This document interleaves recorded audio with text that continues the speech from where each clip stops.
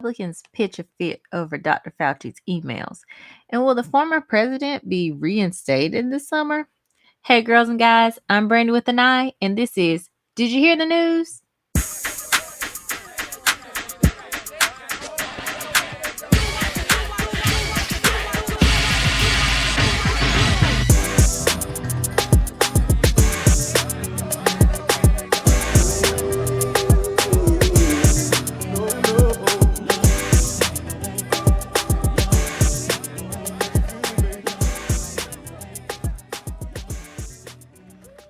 It's another week, and raise your hand if you're as tired of hearing about bipartisanship as I am. I know you got your hands raised because I am tired. It's just been a constant back and forth this past week about this infrastructure bill and how it's going to go, and Biden and Shelley Moore Capito going back and forth over this bill. Friday, he apparently denied her counteroffer for infrastructure. She came back with, I think it was 50 billion more in spending, and he was just like, girlfriend, no dice, like that's not enough to even do anything I'm trying to do over here. It was reported that somewhere mid in the week he offered to remove the tax increase on corporations.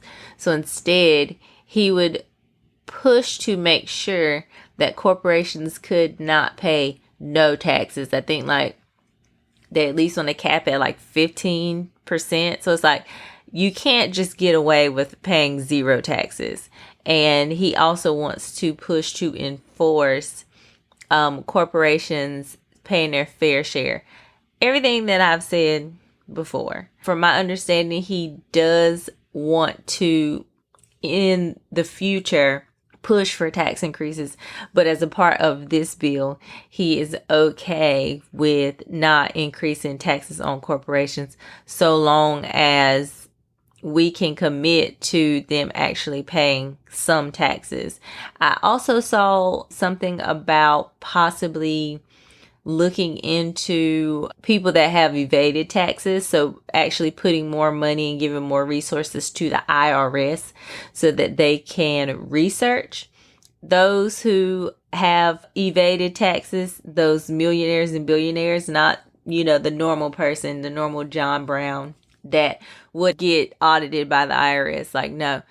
The IRS was basically gutted and their budget was stripped from them in the last administration. And so they have been honest about the fact that they just don't even have the resources or the money to look into higher end cases where the individuals might have really skimmed or defrauded their taxes for like millions of dollars. So that's another option to help pay for the bill, is to, number one, look into those who have evaded taxes, and number two, make it so corporations cannot not pay taxes. You can't be Amazon, who got billions of dollars during the pandemic, and not pay any taxes. Zoom, who got billions of dollars because it blew up during this pandemic, and not pay any dollars in taxes. It doesn't make any sense.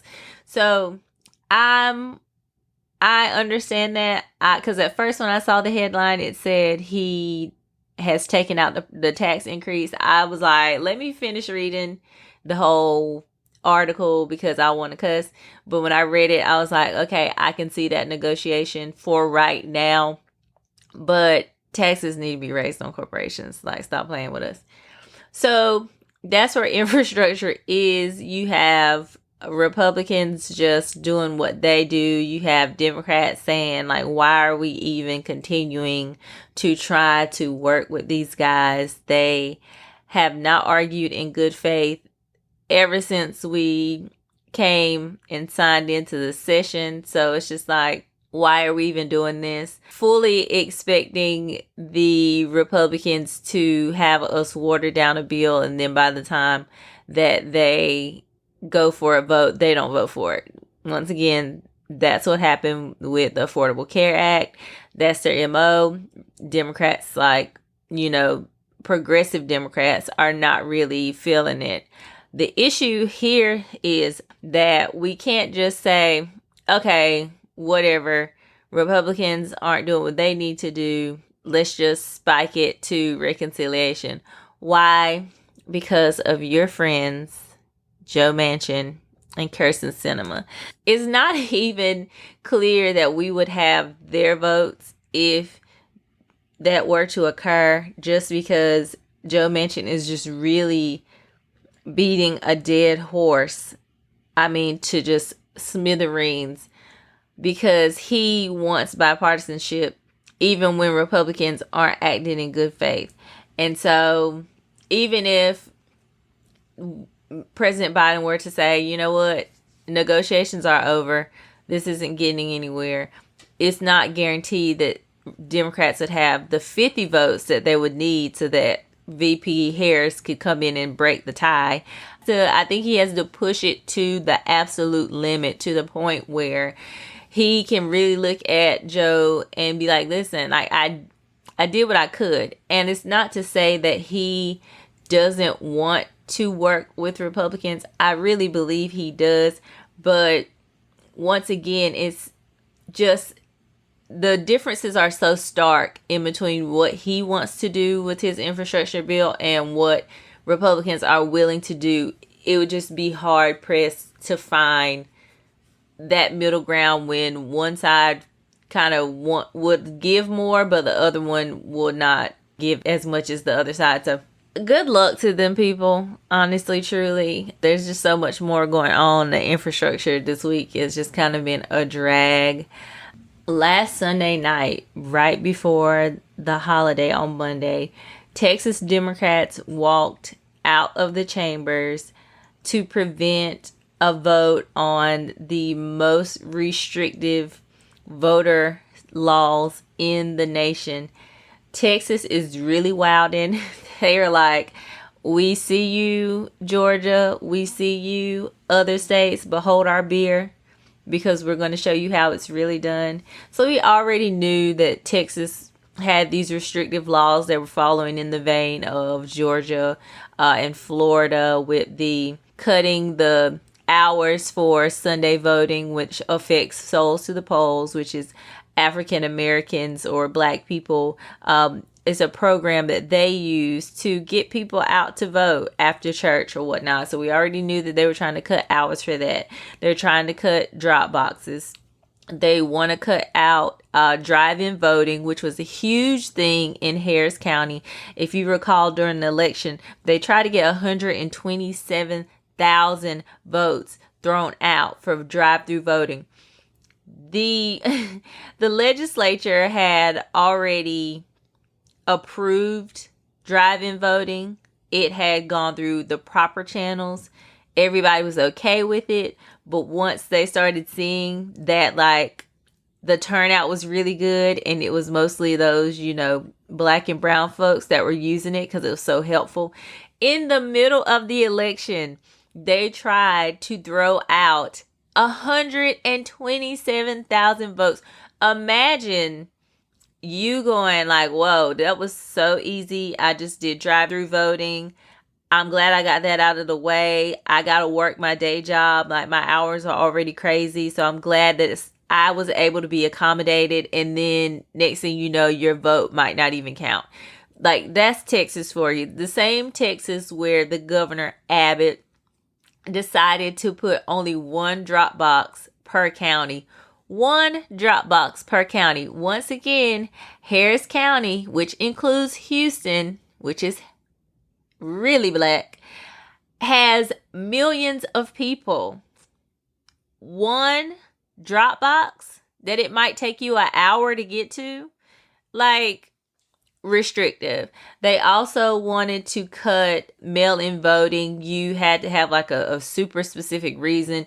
You have to fill out forms if you want to take more than one person that might be disabled to vote. I mean, all of this crazy stuff, but the craziest of things were the stuff that they tried to sneak into the bill last minute, right? So once again, we knew about the other things that, heavily frowned upon.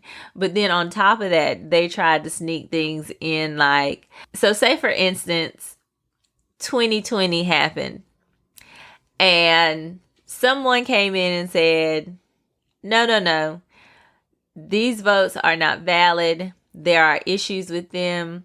I'm going to challenge. Say that happened and this bill had been passed. That person doesn't even really have to show what was fraudulent. They can just say it was fraudulent. Like, they don't really have to give any proof that they saw something fraudulent. They can say it's fraudulent, and then a judge can overturn the election with no real proof. Which, if that would have been a law in 2020, they could have overthrown elections. Now, Texas once again went very red, even though they tried their hardest to turn it blue, went pretty red. But imagine if in the future, because the predictions say it's not if, it's when, that Texas goes blue. But there's a Republican judge who is presiding over the case. They can overturn it without any real proof. Like the 60 cases that the former guy took to the courts all over, and they were like, you don't have any proof. Instead, they can be like, you know what? This is a valid concern, even though you showed me nothing. We're going to stop this thing and just halt it all. That's crazy. It's ridiculous crazy.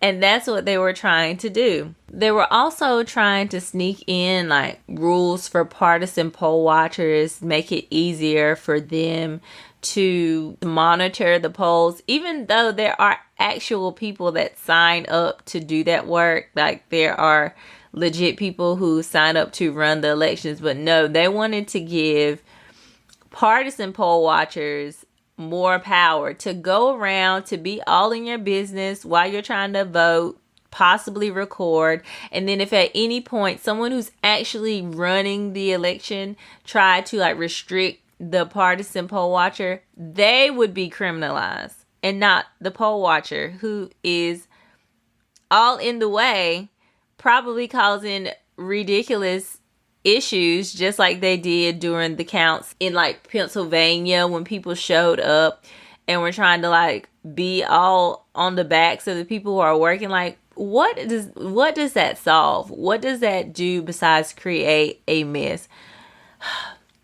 So Democrats were like, no, like, we can only do so much, and we're going to do what we can. And so around about 12 that night, because I think they had to have the vote before 12, because after that, like, that was the end of the session for the year. It wouldn't start back again until next session. Like, they wouldn't be able to bring it up till next session. So it's like the chairman sent out a text and was like, get your keys and let's go. And they walked out.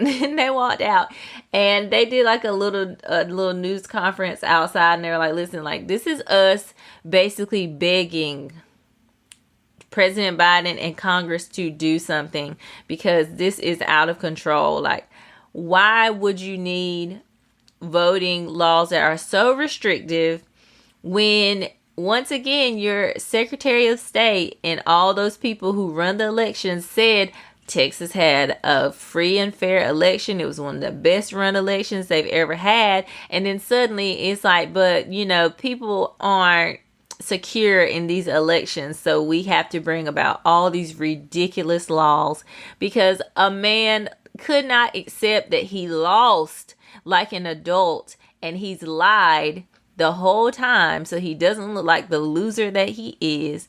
And now we have to appease him by making these stupid, ridiculous laws where a person can't vote with their college ID, but they can vote with their gun license.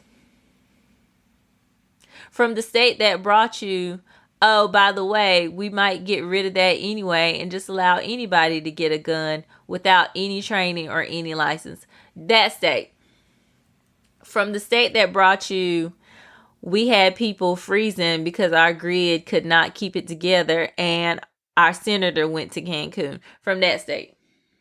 So It's fully expected that over the summer, Governor Abbott, who is, can we talk about how Governor Abbott himself is disabled? He has some sort of a handicap, and he is enacting restrictive laws that restrict disabled people in ways that make it hard for them to vote. That guy. So it's expected that guy will hold a special session this summer for bringing forth these laws again. And it's very likely that during that special session, the laws will be passed. And that's why I continue to push for you guys making sure, even if you feel like there's nothing you can do, even if you feel like nobody's listening to you, even if you feel like, what's the point anyway? Please call your representatives and tell them that you support the For the People Act and or the John Lewis Voting Rights Act, because it's really getting wild out here.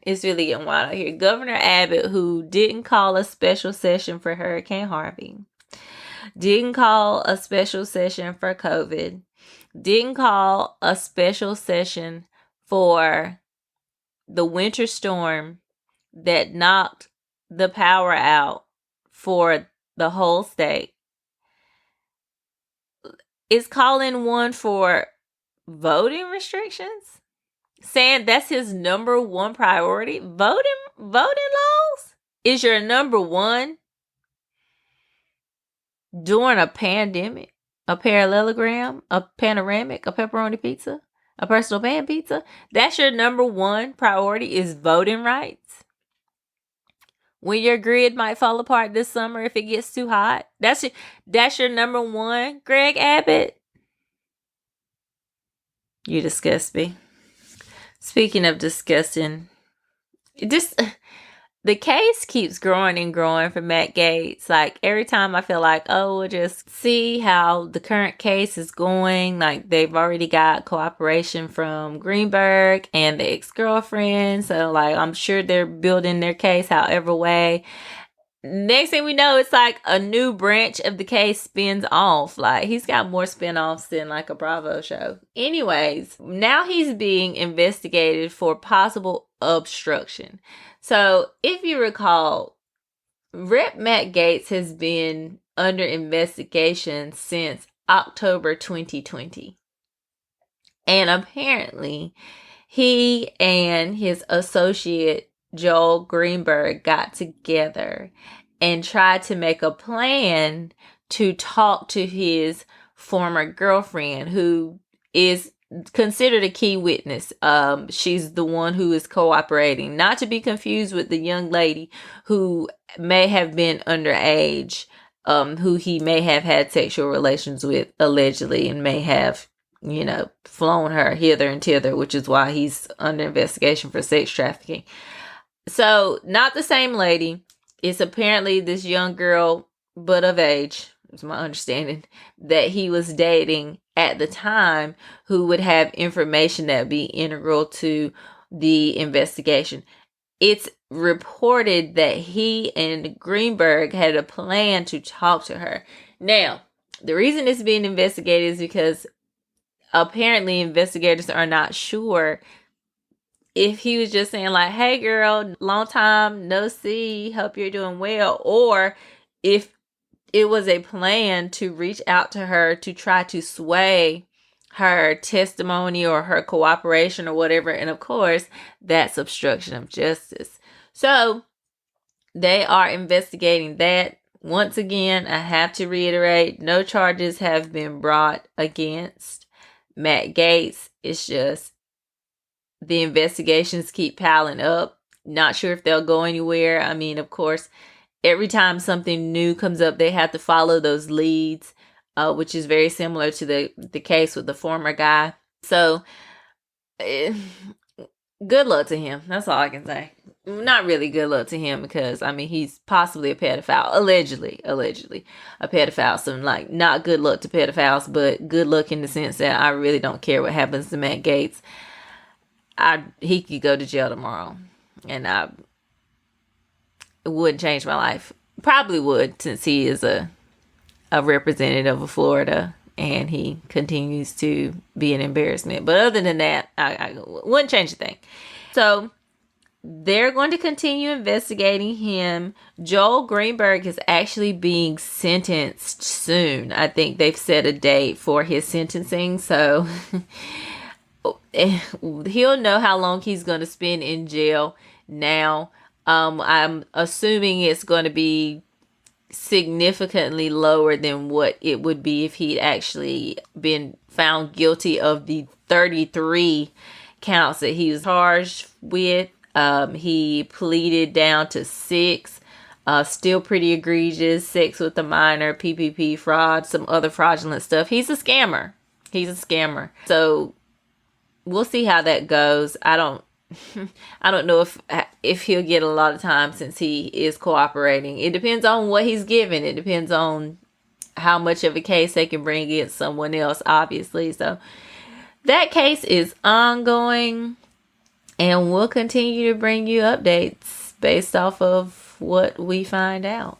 Funny story, this week, the emails of one Anthony Fauci were released to the public. They weren't leaked. They were released under like one of those freedom accesses. We have the right to see what he's doing. And it was just hundreds of emails, most of them reiterating what we pretty much already knew. He's tired of y'all. He's very tired of y'all. Last year was tiring for him. He was just running ragged. Y'all were getting on his nerves. He really wanted to cuss y'all out, but he had to keep it professional. He's way better than me. But there's just one email that Republicans are just harping on Rand Paul. And basically in the email, it was from a scientist, I think, in like China or something like that, who basically thanked Dr. Fauci for publicly saying like it's not a lab leak. And oh my gosh, Republicans are like, see, we told you so. We knew that it was a thing. Like, and it's like, that really don't say nothing besides the fact that, like, thank you for not going on the news and continuing to spread a conspiracy theory that has not been proven yet. I'm not saying it won't be, but like, thank you for not continuing to stoke ridiculousness in the media when we already have a group of people who, number one, are calling it the China flu and the Kung flu, and number two, are trying to use another country as a scapegoat. Now, do I think China could have did some things better? Absolutely. Absolutely. So could the U.S. So could our former president. They all could have did things better. Do I think they're hiding something? I don't know. I can't say. I think it would be easier for us to not say that they're hiding something if they would be more forthcoming with what they have, with the information they have going on, which is why conspiracies like the lab leak theory can continue to grow and fester into something very ridiculous, because they're not being forthcoming with information. But all in all, the Dr. Fauci emails really did not, like, I feel like, once again, it's one of those things that, like, if you go looking for something, you'll find it. And I feel like that's what Republicans feel like they did. Like, they went looking for something specific and they feel like they found it, when the rest of us are like, no, like, he probably had to say thank you because you idiots were pretending that, number one, this was a fake. It was a hoax of a virus. And number two, like, China was really in the lab going, oh my God, let's make something so crazy that they have never seen and let's release it, which is really not the case. The lab leak theory is basically not, oh, we were in the lab creating a virus. It's, oh, we were in the lab. We had this coronavirus, much like other viruses that scientists work on, and we were working on the virus, and then somebody got infected. Like, it's not this nefarious scheme that Republicans think it. Like, remember when they said it was a hoax to make President Trump look bad. Like, no, that's not what the lab leak theory is. The lab leak theory basically says, just kind of like SARS when it was a thing, there was a virus. They were in the lab studying the virus. They were messing with the virus. They were altering it to see like what it could do. And it's possible that the scientists were exposed and then they spread it. Like, that's the theory. And it's gaining momentum because if you recall, back a few months ago, Dr. Sanjay Gupta did a piece on CNN with the doctors of the 2020 COVID team for the former president. So that included Dr. Redfern, I think is Redfield, Dr. Deborah Birx and her scarf, Dr. Anthony Fauci, and another guy, some other people, I can't remember their names, but Dr. Redfield, I think that's his name, basically said that he really thinks that the virus came from a lab. He feels like, in his professional opinion, it came on too strong to have come from an animal to a human. Apparently, there's a lot that has to transpire from viruses that come from animals to humans for it to like gain virality the way that this one apparently did. So he feels like it just was too fast, like it affected humans too fast, it like spread too fast, it was too advanced in the way that it was interacting with humans. He felt like, from his own personal scientific opinion, that it could have been a lab leak. Now, because China is not really providing any good insight into the origins of the virus, and we still don't have an answer after months and months and months of looking into it. Now it's like scientists are having to say, well, here's the deal. It could be a lab leak theory, or it could not have been a lab leak. We don't know. We don't have the data to say it wasn't. We are all for you finding the data to determine what it really was.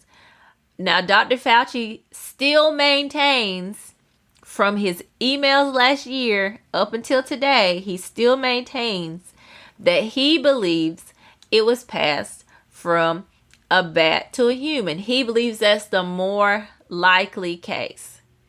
However, he's not ruling out the lab leak theory because he doesn't have the data or the proof to say it's not. Because that's how scientists work, right? They have a hypothesis and then they have to test it. And he doesn't have the data to say, no, that's totally incorrect. So he doesn't say that. And there's nothing wrong with that. I don't see anything wrong with that. The issue is that Republicans, for some reason, want to make him like the new Hillary Clinton. And oh my God, it couldn't have come better for them that it was his emails that were put out there. But they try to make him the scapegoat because they can't accept that the former president and his vice president, who was the leader of the COVID task force, screwed us all over. They didn't do what they were supposed to do. The former president knew how bad it was in February. Remember that? When he recorded those conversations with Bob Woodward where he said, it's bad. It's bad, Bob. I keep saying it's the flu, but it ain't the flu. It's terrible, Bob. But he came out and told us it weren't bad. It was just a flu. It wasn't real. It was a hoax. Democrats were trying to make him look bad. He wouldn't have looked bad if he'd actually taken the virus seriously and actually tried to keep people from dying. But now we have over 600,000 people dead, and they didn't have to be. And Republicans can't admit that, so they have to make it Dr. Fauci's fault. Oh, well, he said this about masks, and he's a scientist. At the time, there was no data to suggest that having a mask outside of a hospital was helpful. He didn't have the data. So he said, don't buy up the mask. Because what do y'all do? When y'all get scared in America, you start panic buying everything. And the people that really need it can't get it. You did the same thing with gas. You'll probably try to do the same thing with meat due to the hack at JBS meat processing plant. Like, that's what y'all do. But there were doctors and nurses and people in the hospital that need masks. They needed them more than we did. So what's wrong with him saying, number one, there's no data saying that you need a mask outside of a hospital or facility. So don't buy him up, you idiots.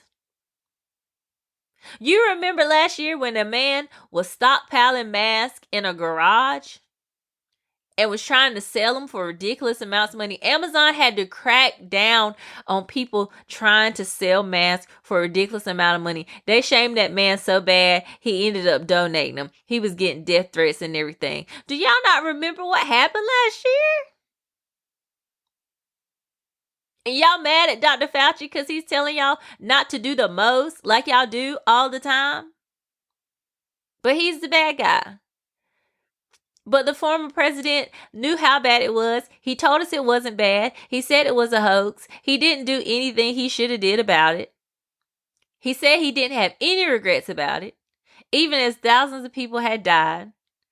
Billions of people had been infected. We don't even know the long-term effects for everyone. And you're mad at Dr. Fauci? Rand Paul? Rand Paul, who had COVID and still swam in the congressional pool with COVID, is mad at Dr. Fauci? Make it make sense. Make it make sense. Like, y'all incense me. Y'all incense me. Dr. Fauci has worked under president after president after president, and it were never no issue until we had a president who thought he was smarter than everybody else, even the scientists, and he wanted to do what he wanted to do because he thought that the economy is the way that we really gauge how good the country is doing. The stock market and all that. It's not. It's capitalism. It's capitalism's fault. It's the former president's fault. It's his enablers' fault. It's Mike Pence's fault. It's everybody that allowed him to cut the fool like he did, and 600,000 people are dead when they didn't have to be, and you want to make Dr. Fauci the issue. And the gag is the former president will go on whatever means he can use now, because his little blog, he shut it down because he was embarrassed at how low the engagement was.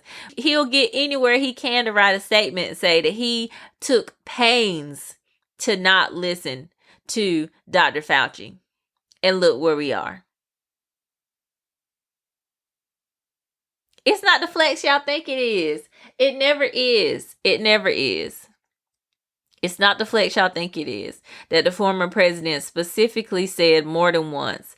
He specifically disregarded everything that Dr. Fauci said and the scientists said. And now over 600,000 people are dead. Whew. Baby, y'all trying to drive my blood pressure up. That's what y'all trying to do. Speaking of the former president, I hate to even have to give him the time of day. I really do. But it's really getting out of control. It's getting out of hand. It's not making any sense. But this man really believes that he can be reinstated into office August of this year. Now, if you don't recall, QAnon had already said that he would be inaugurated in March, because that's when the real inauguration is, and some crazy stuff, which didn't happen. And now they're saying he can be reinstated in August. Now, why August? I don't know. Maybe that's how long it's going to take for him to figure out if he can really do it or not. I don't know. The answer is he can't. Let's go ahead and nip that in the bud. The answer is that he cannot be reinstated. There's nothing in the Constitution that says he can. It's not going to happen.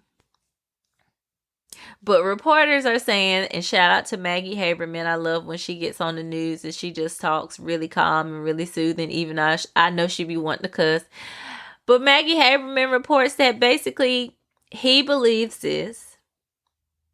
And other reporters are saying that he's listening to, let me see if I can get this right, the bottom of the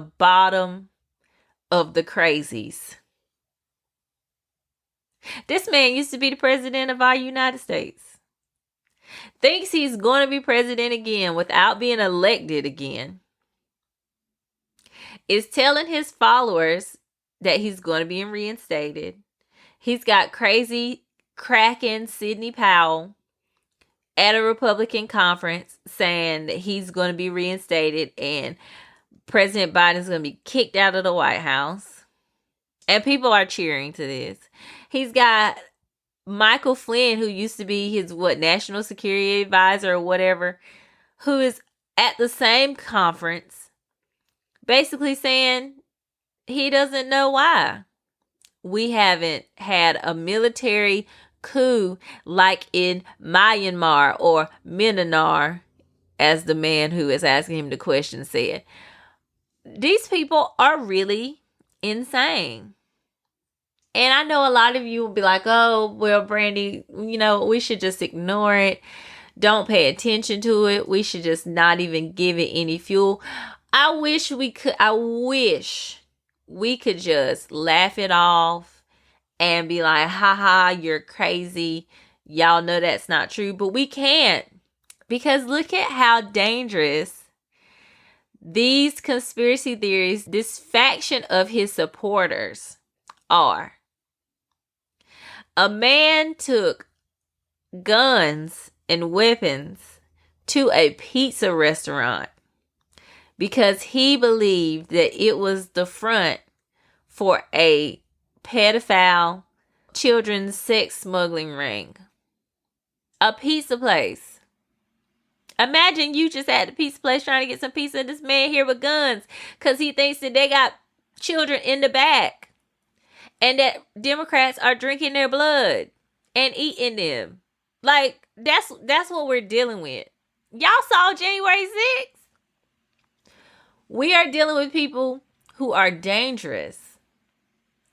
And what happens when they keep getting promised something, promised, and all of their hopes and all of their dreams and all of their goals they feel like are tied to this man and him being in office, and he's promising them things and his followers are promising them things, and then it doesn't happen?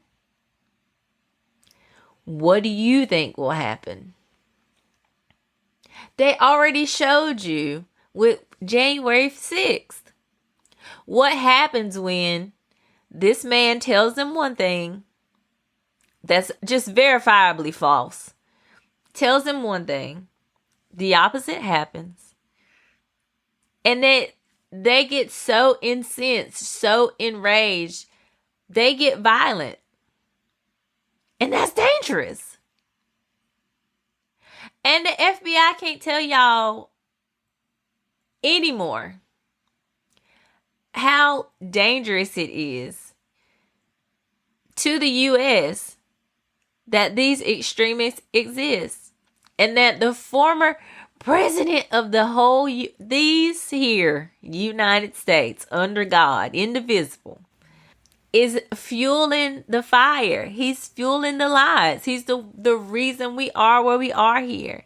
He plants the seed, he waters it, and they just grow like flowers, hardy ones, snake plants. And then they get online and they get on TikTok. Do y'all know how easy it is to misinform people on TikTok? It's insane. Because there's no one fact checking. It's just a video. It looks catchy. And people believe that it is what it is. Go watch interviews of people who once believed in QAnon who have gotten out. Bless their hearts. And they'll tell you, I was on TikTok. I liked the video. TikTok showed me more of those videos. And then I fell down this rabbit hole of QAnon. Because I really believe that the Democrats are pedophiles who are eating children. Even though, so far, it's been the Republicans that are the ones accused of being inappropriate with children. It don't make no sense. It don't make no sense. And I'm nervous. I'm pretty nervous. Like, I'm nervous that Republicans are going to overturn elections. I'm nervous that people who believe the former president's going to be reinstated in August are going to be at their wits' end come August. And they're going to cut the fool. And the rest of us are just going to, we're just going to be the bystanders of the shenanigans.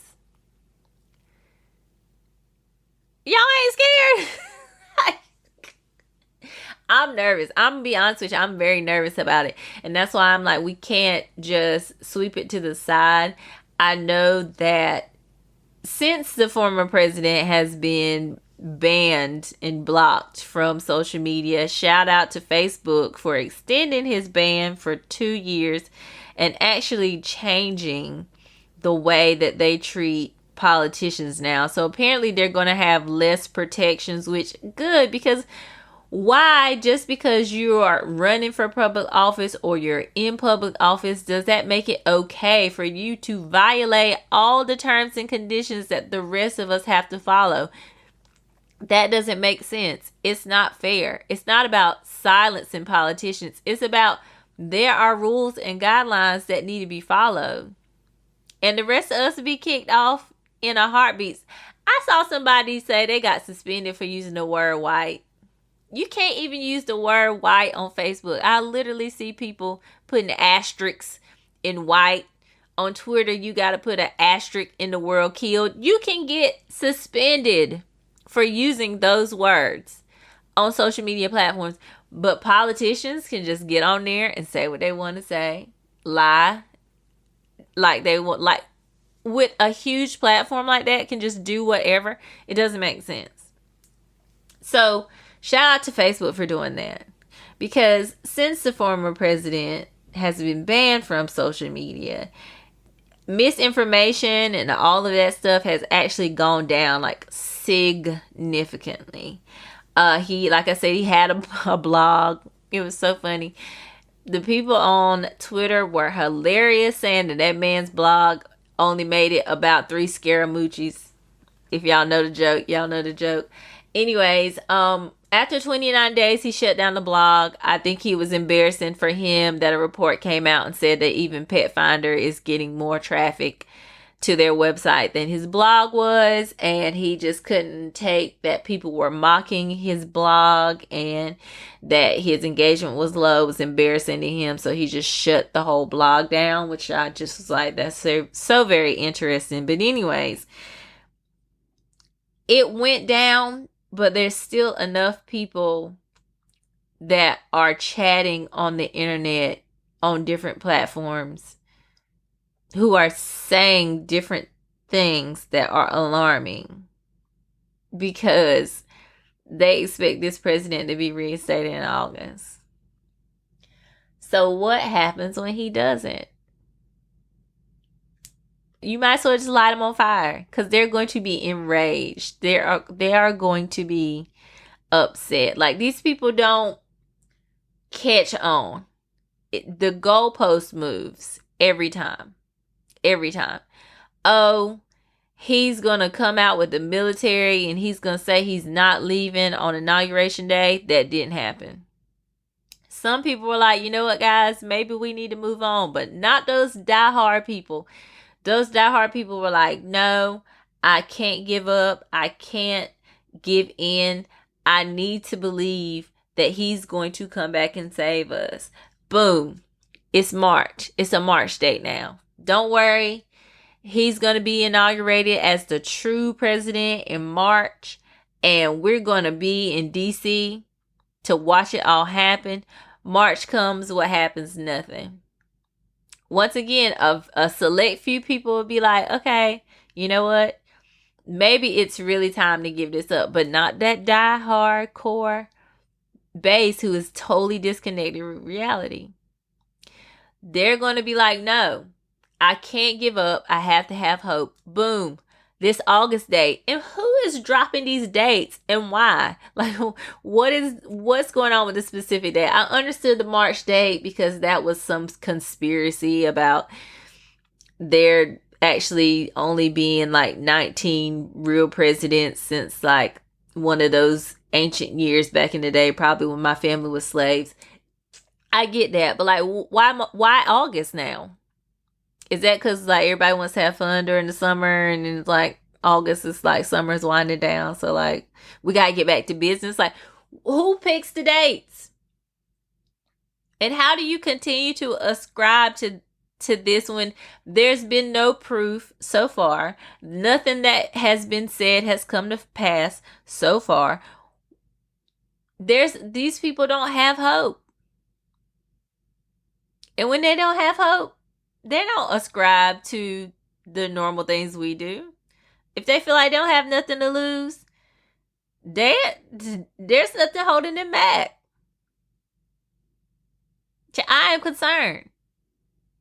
And then you have politicians who refuse, like, won't even say, no, he is not going to be reinstated in August. Instead, they say, well, President Trump can definitely run in 2024. And if we want him back in August, no, you need to say unequivocally, it's not going to happen. If you want him to be the president again, he should run. He should run in 2024. Which will continue to allow him to keep the grift going, where he can keep raising money so that he can keep scamming his followers, and then probably not even run in 2024. Be honest, I hope he's in jail. I try not to hope bad things on people, but I hope that's where he's at. But then on top of that, like, Republicans will be like, well, he can run the country from there. He'll have tons of free time. Because that's where we are. That's where we are. Michael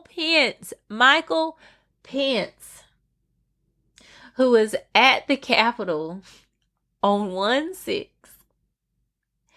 There was a crowd chanting, hang Mike Pence. Hang Mike Pence. This man went on to Twitter and said, it's a shame that Mike Pence won't do what we need him to do. Like talking crap about this man. And you can watch in real time how the crowd reacts to what he's saying on Twitter. When he starts talking junk about Mike Pence, the pressure is on for Mike Pence to find Mike Pence. They're setting up a gallows. When he says, all right, y'all, like, this ain't how we do it. Y'all should go home. I love y'all. It's like, hey, we need to wrap it up. Everybody, let's go. Yeah, he just said on Twitter. Like, there's video of this. And Mike Pence had to flee with his family on 1/6. And he got the nerve to get up in front of people and say, you know, me and the former president, we talk often, but I just don't think we'll ever see eye to eye on what happened January 6th. You don't think so?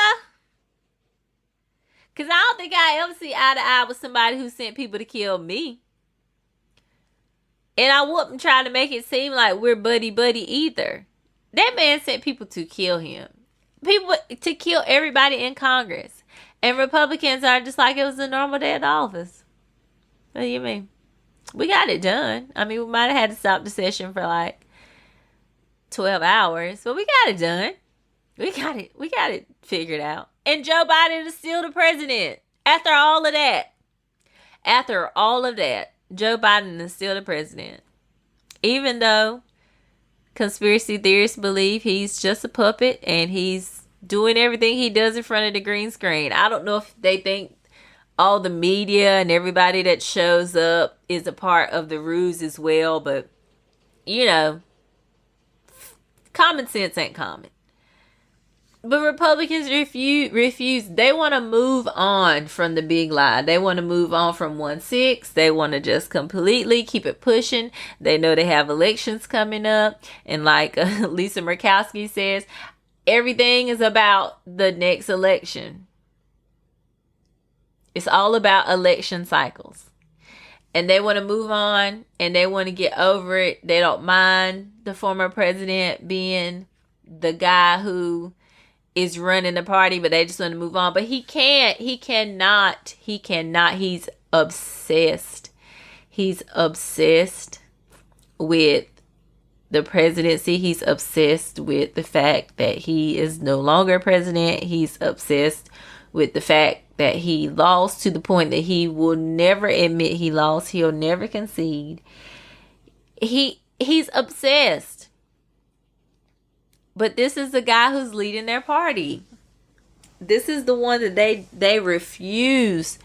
They refuse to distance themselves from. Now, some people say what Mike Pence said was himself distancing from the former president. Because that's how the former president works. Like, you're either 100% with me or you ain't.